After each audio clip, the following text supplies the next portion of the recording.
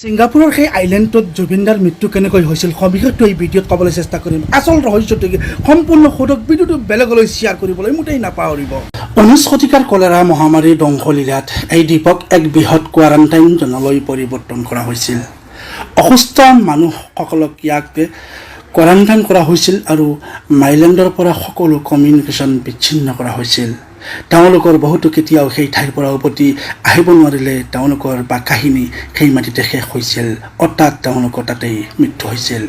কেৱল সেয়াই নহয়, দ্বীপটো ছিংগাপুৰৰ কাৰাগাৰৰ ইতিহাসৰ সৈতেও জড়িত। কনভিক্টেড শেষটোমোন ইয়াত আছিল, যিয়ে বুজায় যে এই ঠাইখন মাথো বেমাৰৰ বাবে নহয়, এটা সময়ত শাস্তি আৰু নিৰ্বাসনৰ বাবেও ব্যৱহাৰ কৰিছিল।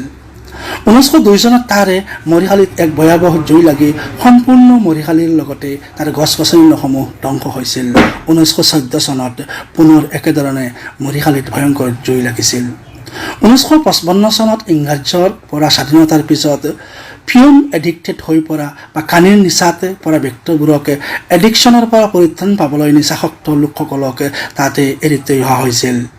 সেই সময়ৰ পৰা খুব সংখ্যক লোক তাত বসবাস কৰি আহিছিল, কিন্তু অৱশেষত স্থায়ী বাসিন্দাসকলে 2016 চনত সেই দ্বীপটো ত্যাগ কৰিছিল আৰু ক্ৰমাৎ লাজাৰাছ পৰিণত হৈছিল এক নিৰ্জন আইচলেণ্ড, জনবসতি শূন্য ঠাই।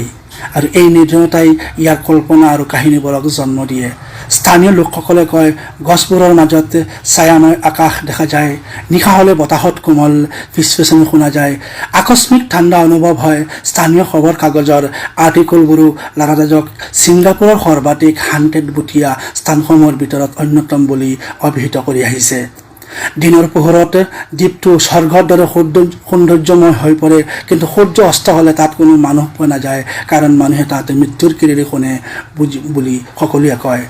স্থানীয় লোকসকলৰ প্ৰভাৱ মতে লাৰাৰাজ্য হৈছে সৌন্দৰ্যৰ আঁৰত এক দুখ লুকাই থকা একাংশ আত্মাৰ বসতিস্থলী। তেওঁলোকে মৃত্যুসকলৰ আত্মাৰ বিচৰণস্থলী হিচাপে সেই দ্বীপত গণ্য কৰে। তাত স্থানীয় লোকসকলে ফুৰিবলৈ বুলি সাধাৰণতে নাযায়, তাৰ পানীত নামিবলৈ হেনো গ'লে পৰ্যটকসকলে টুৰিষ্ট গাইডবোৰ বা ইয়টসমূহৰ কেপ্টেইন তথা সহায়কাৰীবোৰ লগত যায় আৰু লগতে আহে। এয়া হৈছে লাজাৰাছ দ্বীপ, দিনত স্বৰ্গ, নিশা বুটীয়া। এতিয়া মনত এটা প্ৰশ্ন উত্থাপন হৈছে, এনেকুৱা এটা দ্বীপত জুবিন গাৰ্গক কিয় লৈ গৈছিল? তাৰ স্থানীয় অসমীয়া লোককেইজনে এইখিনিৰ কথা জনা নাছিল নেকি? তেওঁলোকে অলপো কথা তথ্য নোলোৱাকৈ এটা নিৰ্জন দ্বীপত ইমান অসাৱধান হৈ আমাৰ ইমান মূল্যৱান শিল্পীগৰাকীক কিয় লৈ গৈছিল বাৰু? এই ভিডিঅ'টো আপোনালোকৰ সন্মুখত তুলি ধৰিলোঁ। যদি জুবিনদাৰ মৃত্যুৰ আচল ৰহস্য ওলাই নাহে, তেনেহ'লে আমি সকলোৱে জীৱনত কোনেও কেতিয়া নিজকে মাফ কৰিব নোৱাৰোঁ।